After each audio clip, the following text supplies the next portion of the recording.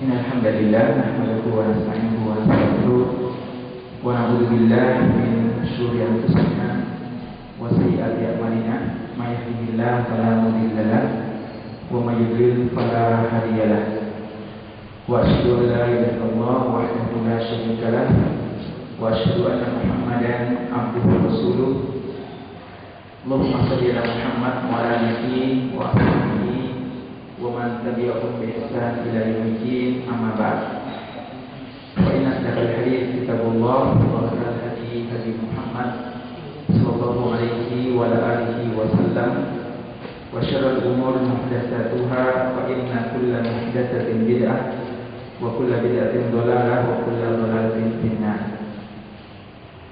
Bapak-bapak hadirin jamaah yang dimuliakan oleh Allah Subhanahu wa taala, alhamdulillah pada malam hari ini kita dikumpulkan oleh Allah Subhanahu wa taala di salah satu rumah dari rumah-rumah Allah, di satu majlis yang dia memanfaatkan waktu maghrib dan isya kita ini. Dan sebagaimana kita ketahui, seorang yang memanfaatkan waktu antara satu salat ke salat berikutnya, maka dia ibaratnya orang yang masih melaksanakan sholat. Sejak tadi kita telah selesai melaksanakan sholat maghrib, namun kita tetap berada di masjid, bersabar, berzikir kepada Allah, menanti sholat berikutnya. Maka waktu-waktu kita yang terlewat ini dihitung sebagai ibadah sholat di sisi Allah Subhanahu wa taala. Semoga Allah mengikhlaskan niat-niat kita agar kita mendapatkan pahala yang sempurna. Jamaah sekalian, pada malam hari ini insyaallah kami mencoba mengangkat satu materi pembahasan mengenal seseorang alim ulama, imam besar kaum muslimin, dan secara khusus salah seorang amirul mukminin fil hadits, seorang imam yang hidup di zaman atba' at-tabi'in. Beliau adalah Al-Imam Abdullah bin Mubarak rahimahullah ta'ala. Dalam membahas atau dalam memperkenalkan biografi imam yang satu ini, imam yang mulia ini, ada beberapa poin-poin pembahasan yang penting yang insya Allah akan kita bahas dalam kesempatan yang diberikan ini. Pertama, jemaah sekalian, saya akan mulai dengan menjelaskan kenapa kita perlu untuk mengenal biografi seorang ulama. Apa manfaatnya kita membahas materi yang seperti ini? Mungkin ada sebagian yang kita mengatakan, ya, untuk apa kita mengenal orang yang tidak ada hubungan karib kerabatnya dengan kita? Ya. Sebagian nenek kita saja kita tidak tahu namanya, asal usulnya, dan seterusnya. Untuk apa kita mengenal jauh-jauh seorang yang tidak punya hubungan keluarga dengan kita? Paling tidak ada 3 alasan yang kami sebutkan kenapa kita perlu membahas dan mengenali biografi seorang imam seperti Imam Abdullah bin Mubarak rahimahullah ta'ala. Yang pertama adalah pentingnya keberadaan figur teladan dalam kehidupan seorang manusia di dunia ini. Merupakan kehidupan setiap manusia butuh yang namanya teladan. Setiap kita secara jujur selalu mau melihat siapa orang yang patut untuk kita kagumi, kita idolakan, dan kita ikuti, kita contohi pola kehidupannya. Cuma masalahnya sebagian kaum muslimin tidak tahu kepada siapa mereka mesti berkuduan. Begitu banyak kaum muslimin yang mengekor, ya, mengikuti orang-orang kafir dan mengangkat figur-figur teladan mereka adalah musuh-musuh Allah Subhanahu wa taala. Dan Allah mengutip satu perkataan dari Luqman alaihissalam di dalam Al-Quran yang menjelaskan pentingnya mengikuti teladan tersebut. Kata Allah, wattabi' sabila man anaba ilaihi, dan ikutilah jalannya orang yang kembali kepada kata Allah. Wasiat ini jadikan dalil oleh ulama kita pentingnya kita mengikuti teladan orang-orang yang kembali kepada Allah. Dan imam kita satu ini insya Allah termasuk di antara mereka, termasuk di antara orang yang yattabi sabila, dan termasuk orang yang munib ilallah, kembali kepada Allah Subhanahu wa taala.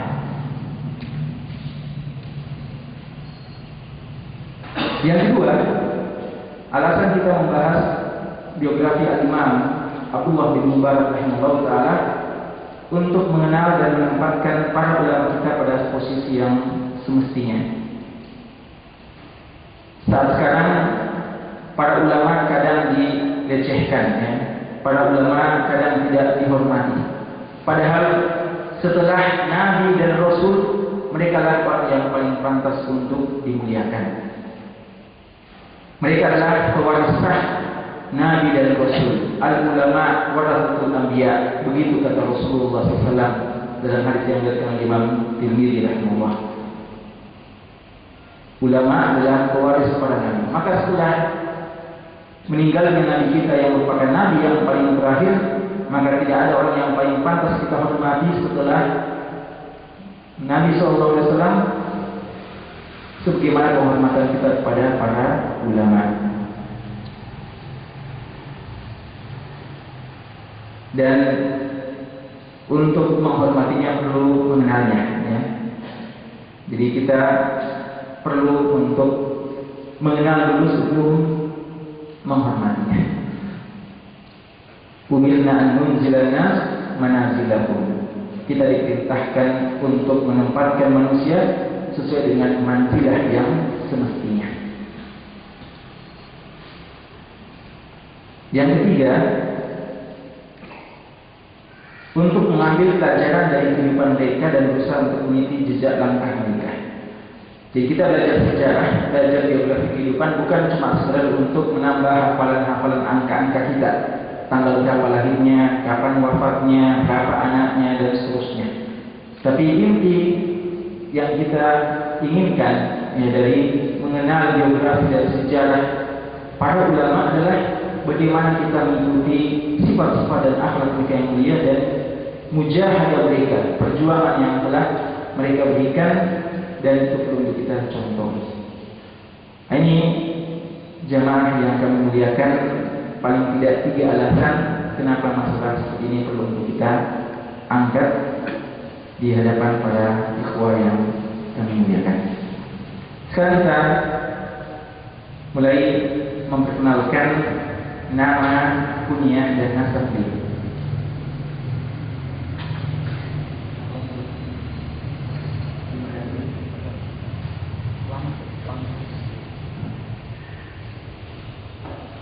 Nama beliau adalah Abdullah bin Mubarak bin Wadih Al-Hamdali At-Tamimi Maulahum Al-Marwazi At-Turki. Ya, beliau adalah Abdullah bin Mubarak bin Wadih Al-Hamdali At-Tamimi Maulahum Al-Marwazi At-Turki. Kunyah beliau Abu Abdurrahman, ya. Nama beliau Abdullah, kunyahnya Abu Abdurrahman, yang sama dengan Abdullah bin Mas'ud, namanya Abdullah, kunyahnya Abu Abdurrahman. Sama dengan Abdullah bin Umar, namanya Abdullah, kunyahnya Abu Abdurrahman.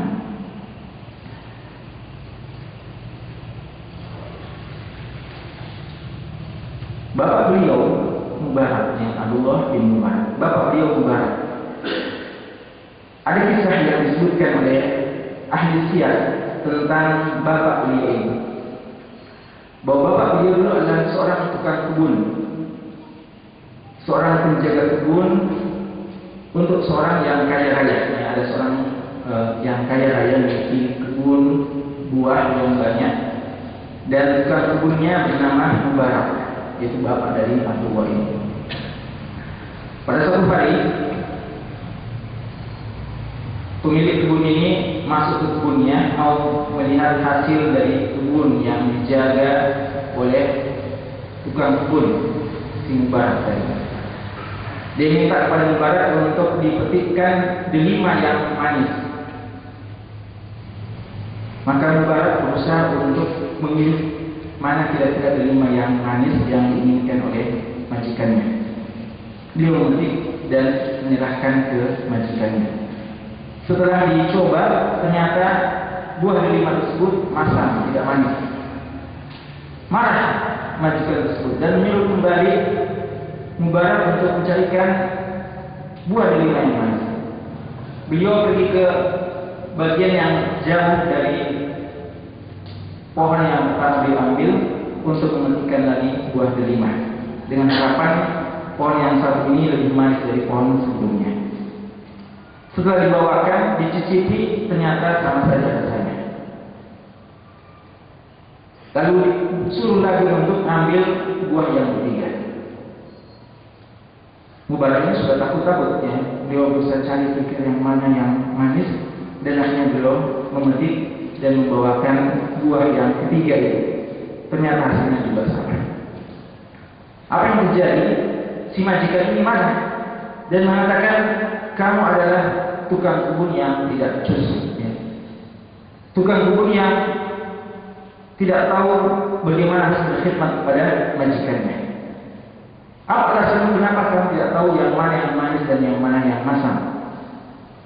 Dia mengatakan, bagaimana mungkin saya bisa mengetahui yang mana manis, karena sejak saya menjaga buah ini atau tanah kebun ini, tidak satu hari pun saya pernah memetik buahnya untuk mencicipinya. Majikan itu menjadi heran.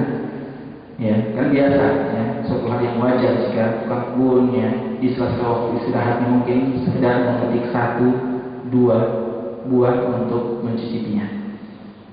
Ditanya, apa alasan kenapa kamu tidak pernah memetik dan mencicipi, mencoba buah tersebut? Beliau mengatakan, belum pernah saya mendengarkan kamu mengizinkan saya untuk mencicipinya. Hal ini jemaah sekalian menarik perhatian tuan beliau. Dan beliau mengingat anak perempuannya di rumah yang sudah banyak menyenangi anak-anaknya, tapi belum seorang pun yang diterima.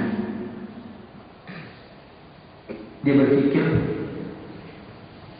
mencoba bertanya kepada si Mubarak ini. Yang kelihatannya Mubarak ini seorang yang cerdas dan jujur. Ditanya Mubarak, bagaimana pendapatmu dengan anak perempuan itu? Sudah banyak yang lama, tapi belum seorang pun yang saya terima. Siapa kira-kira laki-laki yang pantas untuk saya jadikan menantu? Apa kriteria orang yang pantas saya jadikan menantu untuk anakku tersebut? Kata beliau, orang jahiliyah terdahulu memilihkan untuk anaknya melihat dari segi nasabnya atau kebangsawanannya. Ada orang Yahudi melihat dari sisi hartanya. Karena orang Yahudi terkenal dengan kegilaan mereka terhadap dunia. Ada pun orang Nasrani, kata beliau, orang Nasrani itu melihat dari kecantikannya. Adapun kita umat Islam melihat dari agamanya. Mendengarkan penjelasan itu, beliau tambah kagum. Beliau langsung pulang ke rumahnya dan mengatakan kepada istrinya, saya sudah mendapatkan pasangan yang cocok untuk anak kita. Lalu ditanya, siapa yang kamu maksudkan? Si Mubarak, tukang kebun kita. Ya, istrinya tidak disebut apa-apa, apalagi sudah dijelaskan kenapa sampai Mubarak terpilih untuk menjadi suami dari anaknya.